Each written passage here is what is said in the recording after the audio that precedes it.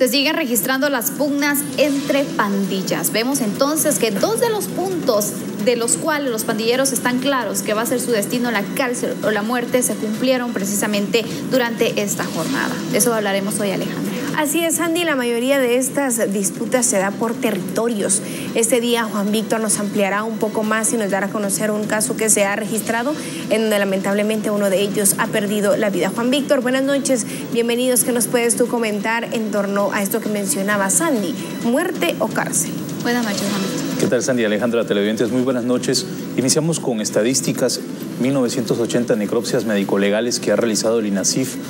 Esto determina para las autoridades de seguridad un promedio de un 42%, que la mayoría de víctimas son jóvenes de 14 a 17 años involucrados en el tema de las pandillas, que es una razón esencial del por qué se genera tanto homicidio en Guatemala. El caso de San Miguel Petapa es un claro ejemplo. Estamos viendo en pantalla a Julio César Corado de León, de 17 años, un largo recorrido, integrante de la clica Solo para Locos del barrio 18, que opera esencialmente en la zona 18, zona 6 de la capital. Desde los 13 años fue captado por la organización criminal.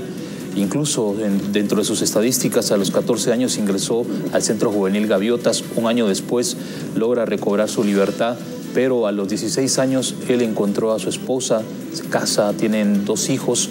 Le comentó en varias ocasiones que intentaba salirse de la pandilla, retomar su vida, y ayer el papá le comentó que había un trabajo en San Miguel Petapa para una construcción de una residencia. Se desplazaron desde las 7 de la mañana, iniciaron a trabajar como albañiles, pero lastimosamente su apariencia fue un factor importante para que un pandillero rival que controla todo el sector de Villahermosa, San Miguel Petapa, lo observara. Llega a su casa, saca un arma de fuego y se acerca al joven y lo ataca. Él intenta escapar entre los callejones de Villahermosa, pero es copado por la Policía Nacional Civil en el lote 86, Manzana C. Es identificado como Luis Eduardo Samayoa Chávez, de 38 años, líder de 4 clicas operativas de la organización criminal Mara Salvatrucha. Ya era investigado y muy buscado por parte de las autoridades encargadas del tema de extorsión y sicariato, también de femicidio.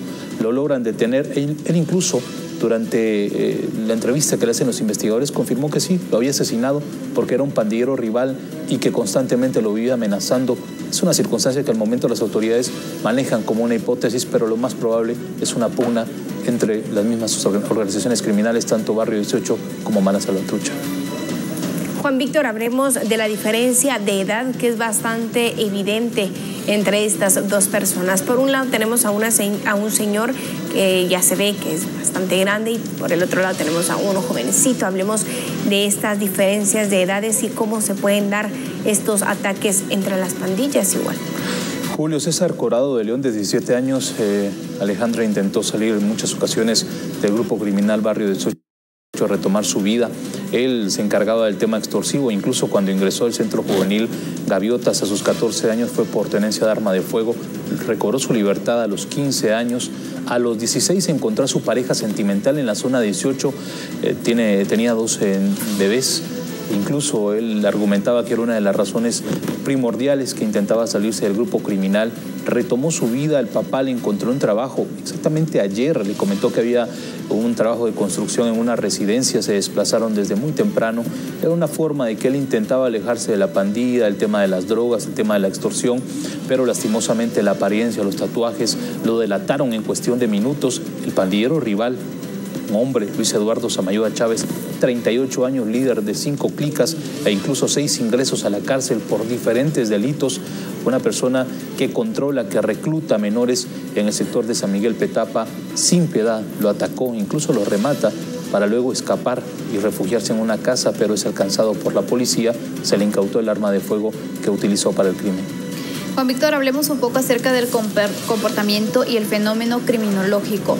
Se habla entonces, pandillas rivales, una pugna. Pero si este joven entonces, a pesar de todo lo que ya había hecho años atrás, estaba buscando salirse, ya no pertenecía a la pandilla, entonces ¿por qué este hombre busca quitarle la vida? Porque conocía que era de la otra pandilla.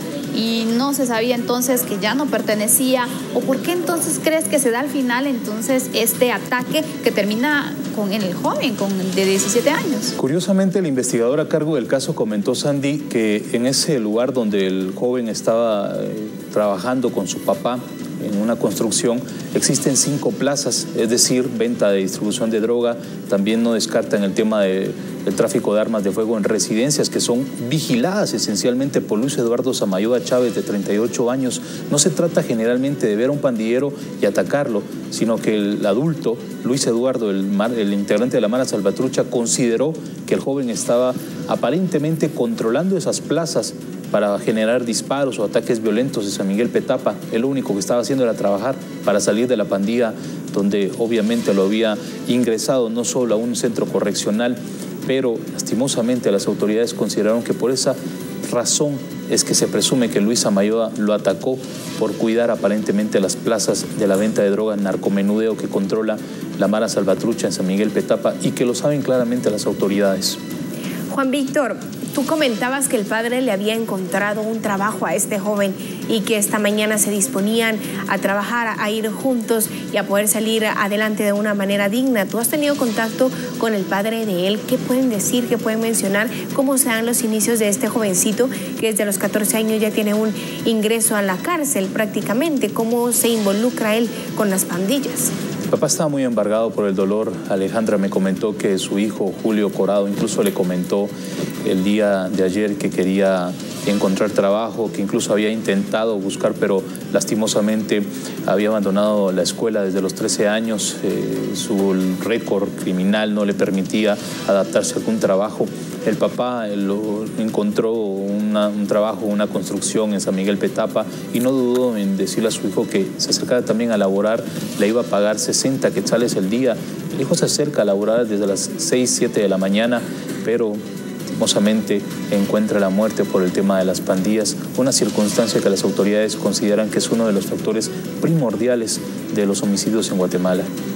Juan Víctor, gracias por toda esta información. De una forma breve, quisiera que nos dieras algunas conclusiones de este caso, por favor. Lo dijiste muy claramente, Sandy, al principio. La cárcel o la muerte es el camino, el único camino para los pandilleros. Tomarlo muy en cuenta, es una solución.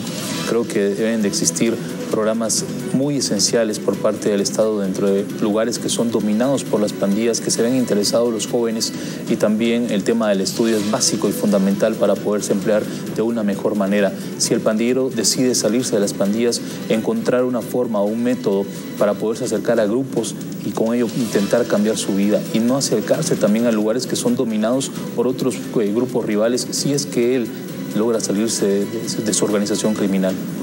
Gracias, Juan Víctor, por haber estado con nosotros esta noche y por la información que has compartido. Es realmente lamentable lo que sucede en torno a las pandillas en nuestro país, que es uno de los flagelos que más nos agrava.